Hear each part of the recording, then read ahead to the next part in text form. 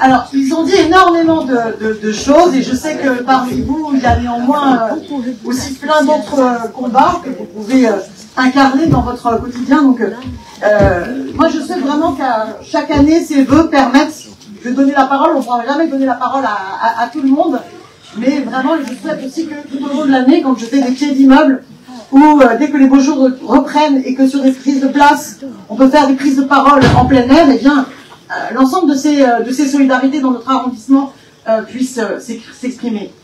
Les thèmes que je souhaitais aussi aborder avec vous en ces vœux de nouvelle année, je pense que c'est important de se dire qu'on se souhaite la paix. On se souhaite la paix en Ukraine et la paix à Gaza. La paix à Gaza, et je pense que c'est essentiel qu'on continue les mobilisations. Je sais que vous êtes nombreuses et nombreuses à y participer pour exiger un cessez-le-feu immédiat et permanent. Cessez-le-feu immédiat et permanent à Gaza. Après les terribles attaques terroristes du Hamas le 7 octobre, on assiste à une horreur. On pleure nos morts. Et je le dis avec insistance, on pleure les morts, qu'ils soient israéliens ou qu'ils soient palestiniens. C'est que le gouvernement prévoit un hommage, et bien on souhaite que l'hommage soit rendu autant aux franco-israéliens qu'aux franco-palestiniens. Et ce cessez-le-feu immédiat et permanent, il est essentiel pour que cessent les crimes de guerre. À Gaza, on en est à plus de 30 000 morts. Plus de 30 000 morts, et la plupart sont des femmes et des enfants. Les otages doivent être libérés et l'aide humanitaire doit être accessible. Je pense que vous avez vu, dans l'actualité, l'Afrique du Sud qui a engagé une démarche qui vise à poursuivre le gouvernement israélien devant la Cour internationale de justice. C'est important. Ce serait important et ça honorerait la France qu'elle suive et qu'elle s'engage dans cette démarche. On est face à un risque de génocide réel en train de se réaliser. Un risque de génocide. Alors, la caractérisation de génocide doit être faite par la justice, mais c'est ce qui est en train de se passer. Et donc, la mobilisation de toutes et tous est essentielle. Il faut mettre un terme au nettoyage ethnique, parce que c'est de cela dont il s'agit. Il faut, bien sûr, continuer à refuser toute extension du conflit. La situation au Liban, elle nous préoccupe. Elle nous préoccupe. Et pour une paix juste et durable, il faut une solution politique. Moi, je me souviens, c'était en 2014 ou 2015, au Conseil de Paris, j'étais conseillère de Paris, j'avais réussi à obtenir à faire voter, alors j'étais non inscrite, un vœu à l'unanimité interpellant la France pour qu'elle reconnaisse l'État de Palestine. Que s'est-il passé? Rien. La France et plein d'autres pays ont tourné le dos à cela. Et on en est là aujourd'hui. Parce que depuis au moins 67, si ce n'est 48, le droit international est piétiné. Alors, je ne sais pas si vous avez entendu, vous, dernièrement, mais moi j'ai entendu, je ne sais plus si c'était hier ou avant-hier, c'est le ministre Stéphane Séjourné, à chaque fois je dis leur nom. Le ministre des Affaires étrangères, Stéphane Séjourné, attention, je vais dire un truc de bien. Il a dit un truc de bien. Il a dit les Palestiniens ont le droit à la souveraineté et à un État. Mais c'est sans leur pays. Et bien alors que le gouvernement en prenne la décision de la reconnaissance de l'État de Palestine. Que la France exprime cette reconnaissance de la Palestine. C'est important. Il n'y aura pas de paix sans qu'il y ait cette reconnaissance des deux États. Et donc cette bataille-là, on doit continuer à la poursuivre. Et je vous invite toutes et tous, ce vendredi-là, à 18 h, il y aura un rassemblement, une déambulation qui partira de la place Gambetta devant la mairie du 20e. Et j'espère qu'on sera le plus nombreux possible à participer à cette mobilisation.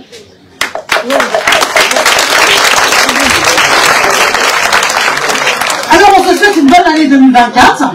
Et alors, dès le début de l'année 2024, on a eu droit à un beau cadeau, un nouveau gouvernement. Vous êtes contents, hein? Votre vie va changer. On regrette pas Madame Borne, hein. On regrette pas, hein. Mais franchement, je ne sais pas pourquoi, je suis pas sûre qu'on soit spécialement rassuré et qu'on ait la quelque illusion que ce soit. Il peut y avoir un changement de cap politique et qu'on va enfin prendre conscience de l'urgence de la redistribution des richesses et de la planification écologique et de la 6e République. Je ne sais pas pourquoi. Vous avez eu Macron, je ne sais pas si vous êtes nombreux à avoir participé au grand rendez-vous de la nation.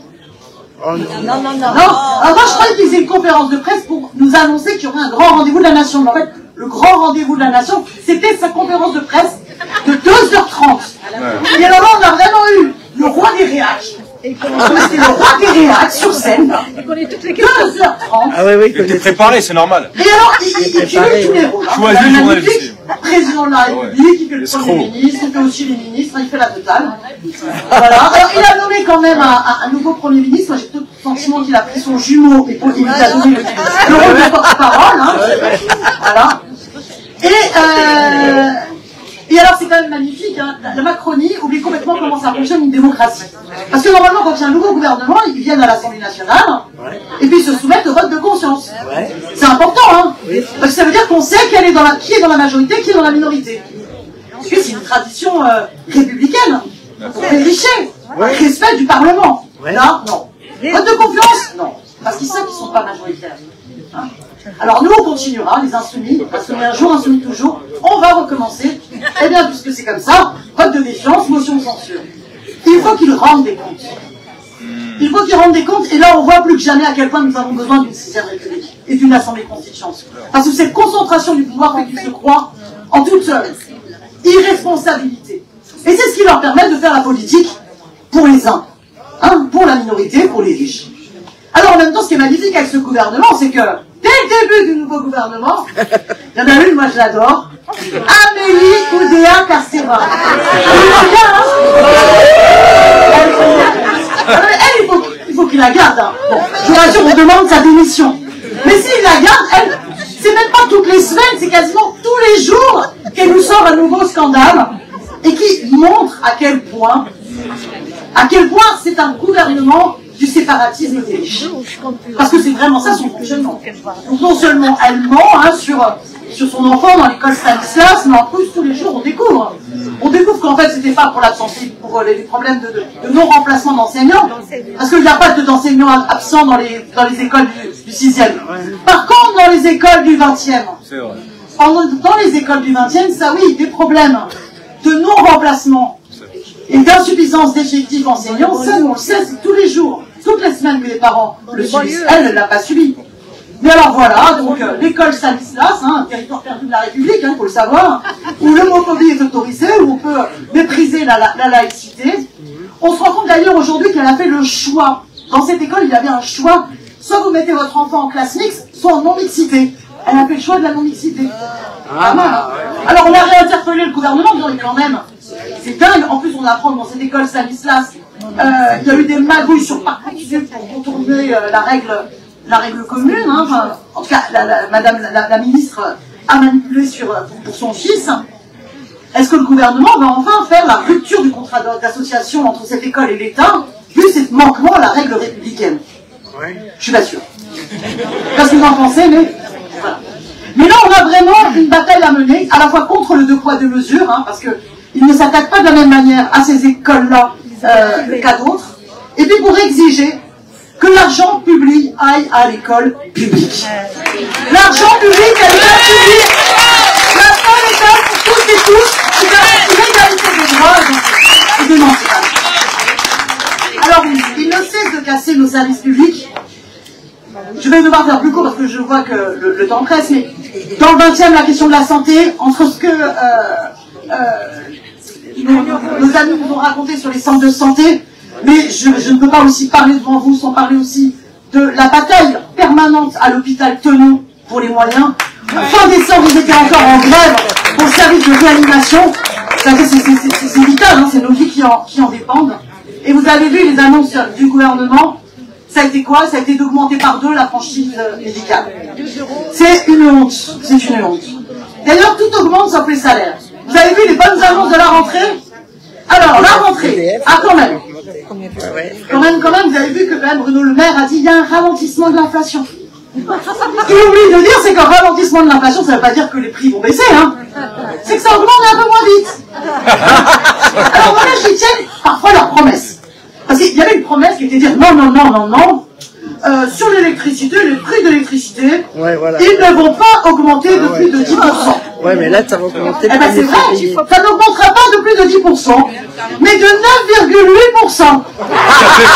Vous êtes contents, hein? Ah, mon Seigneur. Alors moi j'ai essayé de recenser, mais pas tout, hein, mais je sais qu'il y aura une augmentation de 3% des péages, 8% des mutuelles.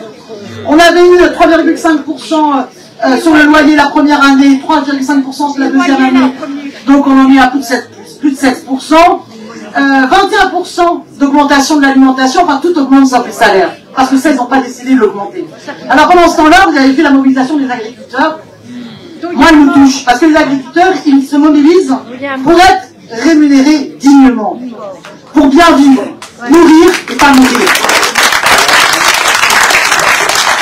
Alors on a une pensée pour la femme agricultrice voilà. Et on a aussi une pensée sur le fait qu'il y a un suicide d'agriculteurs chaque jour. On marche sur la tête. Et ne croyez pas que c'est à cause de nous, parce qu'on ne voudrait pas payer nos produits plus chers. Hein. Il faut savoir que on mène la bataille pour exiger, nous, dans le groupe France Insoumise, qu'il y ait des prix planchers et qu'il y ait un encadrement des marges. D'ailleurs, on a une proposition de loi pour justement permettre aux agriculteurs d'être payés dignement. Elle aurait pu être adoptée, ça s'est joué à 6 voix. 6 voix. Mais le gouvernement n'a pas voulu. Et ce qu'il faut savoir, c'est que, pendant ce temps, l'augmentation des profits du secteur agroalimentaire, l'augmentation des profits, elle a été 70%. C'est énorme. Et les marges, ça a été 35%. Donc on est dans une situation complètement aberrante, où, quand les agriculteurs, eux, voient le prix baisser de 10%, au passage, d'autres se gavent sur leur dos et sur votre dos. Or, il n'y a pas de fatalité. On pourrait payer dignement les agriculteurs et en même temps bloquer les prix des produits de première nécessité en bloquant les marges et en permettant vraiment à chacune et chacun de vivre mieux. Tout augmente, sauf les salaires, et par contre, il y a deux trucs qui explosent. Comme ça a été dit précédemment par les centres sociaux, c'est la misère, mais c'est aussi les dividendes. On est sur un record historique. La conséquence de leur politique du séparatisme des riches, c'est 97 milliards d'euros de dividendes en France pour l'année qui vient de s'écouler. Je ne sais pas si vous vous rendez compte de la somme. Moi, j'arrive plus à m'en rendre compte, tellement c'est une somme énorme. Mais comprenez bien qu'il n'y a pas de fatalité. Alors évidemment, ce nouveau gouvernement qui fera la semaine prochaine son discours de politique générale va très certainement, comme l'avait Macron, ne même pas parler de la misère qui explose.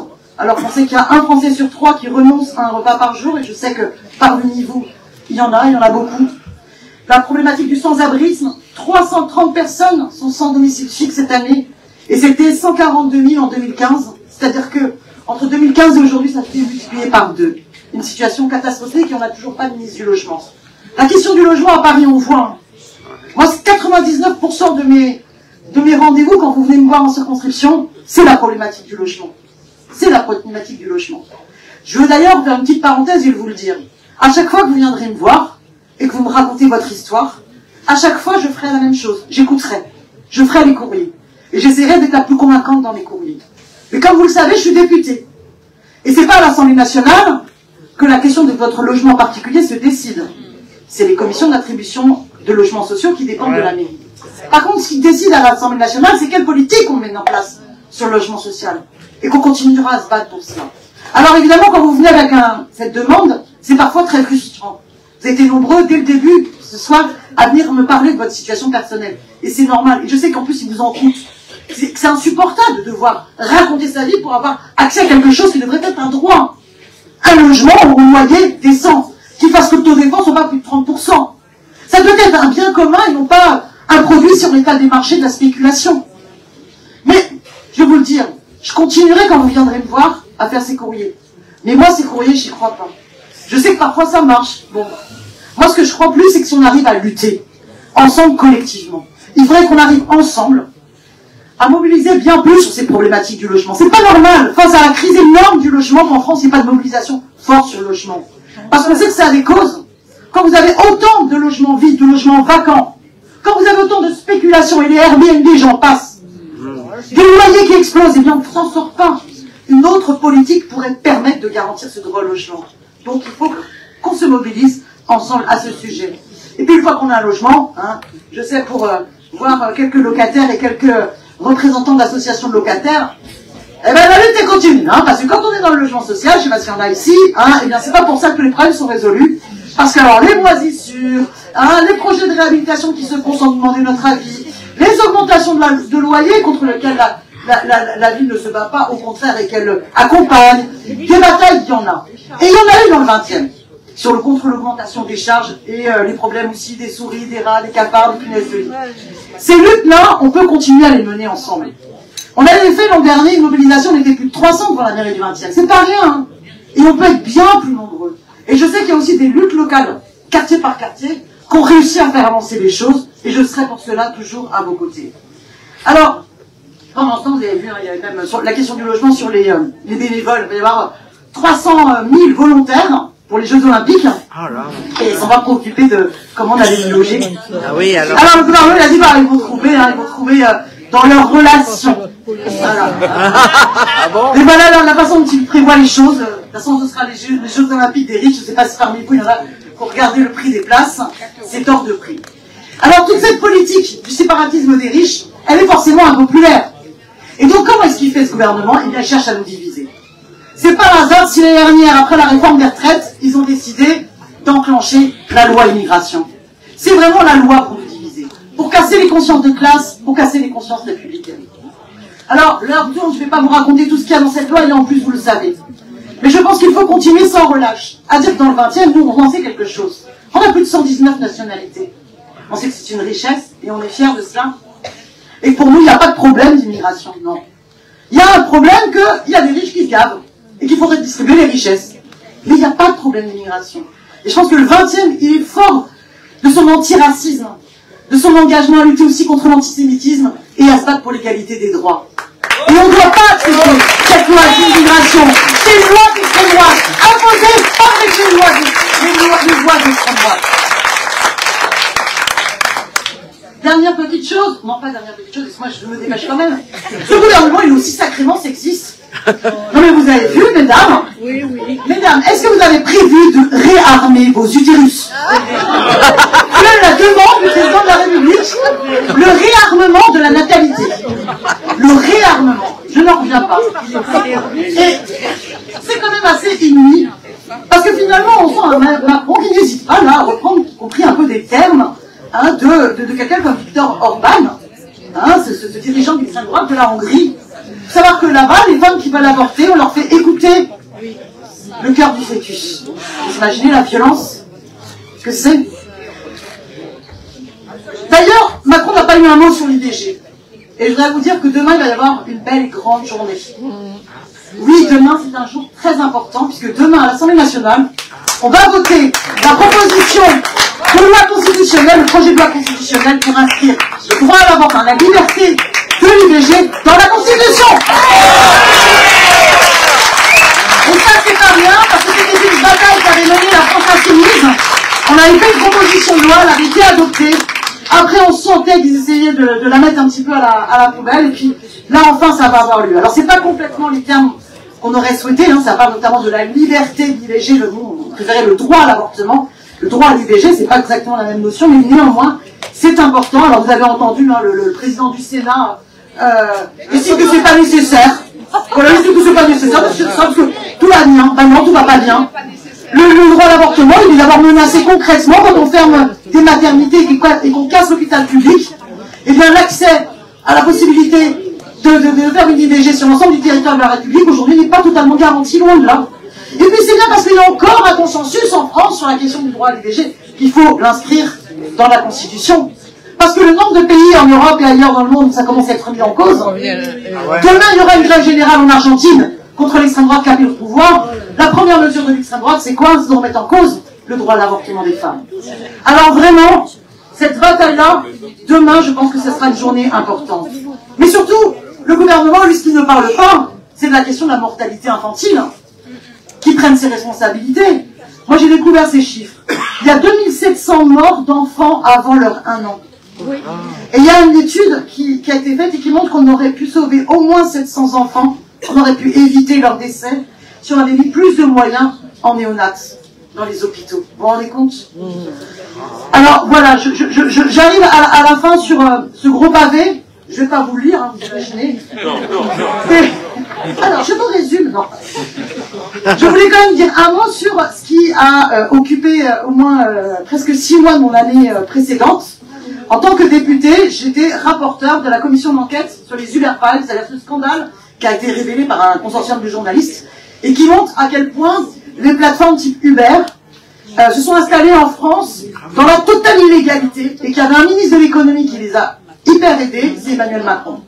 Et l'enquête a montré que Emmanuel Macron, depuis qu'il est président de la République, il continue à soutenir ces plateformes illégales au lieu de se battre pour faire respecter l'état de droit. Alors cette bataille, elle est importante parce que, à l'échelle européenne en parallèle, les parlementaires ont décidé de se saisir de ce problème-là. Les plateformes, elles font quoi? Elles font croire qu'en fait, elles travaillent avec des vrais indépendants. Alors qu'en fait, les indépendants, qu'ils soient livreurs, qu'ils soient chauffeurs VTC ou plein d'autres métiers, parce que ça se développe dans plein de secteurs, en fait, ils dépendent de la plateforme. C'est la plateforme qui fixe les prix, c'est la plateforme qui les contrôle, qui les sanctionne. Donc en fait, c'est ce qu'on appelle un lien de subordination. Ils devraient être salariés. Et d'ailleurs, à chaque fois que des travailleurs sont allés devant les tribunaux, eh bien, ils ont gagné leur requalification en salariés. Parce que les plateformes, elles voudraient avoir que des indépendants, comme ça elles ne payent pas les cotisations sociales, hein, et ça leur coûte moins cher, puis elles n'ont même pas, elles peuvent déconnecter sans avoir à se préoccuper du droit du travail. Et donc, il y a, à l'échelle européenne, eu un travail fait sur une directive présomption de salariat. C'est-à-dire que les États membres ont dit, puisque c'est partout pareil, il faut absolument imposer aux plateformes de requalifier en salariés les travailleurs. Et ma collègue Leïla Chaibi a mené un boulot de dingue là-dessus, et ils ont gagné. Une étape qui est qu'entre le Parlement, la Commission européenne et le Conseil de l'Union européenne, ils se sont mis d'accord sur une directive sur cette présomption de salariat. Pour une fois que dans l'Europe, il y a un aboutissement sur un progrès social, c'est pas rien. Sauf que voilà. La proposition issue de ce trilogue, de cette négociation, doit ensuite revenir redébattue au Conseil de l'Union européenne et chaque État membre doit se positionner. Et il y a un pays qui a tout fait pour torpiller cette directive. Avec les plus réacs, les pays les plus réacs et les plus fachos, eh bien c'est lequel à votre avis? C'est la France d'Emmanuel Macron. Voilà, donc on continue cette bataille-là, j'aime autant vous le dire. Je présenterai d'ici peu dans la Commission des Affaires européennes eh bien, une proposition de résolution pour exiger qu'il y ait un vote. Parce que figurez-vous que les députés macronistes au Parlement européen ont voté ce projet d'avancée de directive. C'est-à-dire que Macron a y compris torpillé son propre groupe. Donc on va s'amuser à voir les contradictions et on va continuer la bataille. Alors pour terminer, ça a été un peu long, désolé, mais c'est qu'on a tellement de résistances communes qu'on souhaite les présenter. On n'a pas pu tous les présenter, il y a énormément en ce moment aussi de batailles sur les enjeux écologiques. Hein. Vous savez que, hélas, la dernière COP n'a pas abouti à une vraie bataille pour que nos énergies carbonées restent sous terre, hein, et que la France continue à faire des forages, plein d'autres sujets dont on aurait pu parler. Mais ce qui me semble important, c'est de se dire que, même si cette rentrée politique, je ne sais pas comment vous la voyez, mais moi, elle me déprime, quand je vois la violence de la politique de ce gouvernement, quand je vois en plus sa pente à l'extrême droitisation, sa pente au séparatisme, de plus en plus fort, et bien quand je vois aussi notre arrondissement et toutes les résistances qui se font, et bien il y a aussi des matières à espérer. L'espoir, il ne peut naître que de notre capacité à être unis et déterminés. Alors, si je dois terminer ces vœux, je vous dirai à toutes et tous plein de bonheur, plein d'amour, plein d'émancipation, plein de solidarité, plein de résistance et plein de résistance dans l'unité. Et c'est ainsi que demain on l'écrira ensemble. Je n'interviendrai pas sur les élections européennes, mais vous imaginez, j'aurais souhaité les listes unitaires, mais vous pouvez imaginer ce que je ferai, chacun verra en conscience. Ce que j'espère, c'est que d'ici 2027, on trouvera le chemin de l'unité sur ce beau programme de la NUPES sur lequel vous m'avez fait élire, pour que non seulement on tourne la page de la Macronie, mais que jamais en France, on fasse en sorte que l'extrême droite arrive au pouvoir. Alors, bonne année 2024 sur nos résistances communes, et bon verre à toutes et à tous. Et un grand merci à Système C, une super association de quartier qui essaie de faire en sorte que celles et ceux qui n'ont pas de boulot et qui ont envie de se lancer dans un projet ensemble puissent le faire, et qui notamment vont vous proposer des petites choses à grignoter. Merci à vous toutes et tous et à très vite dans le 20e.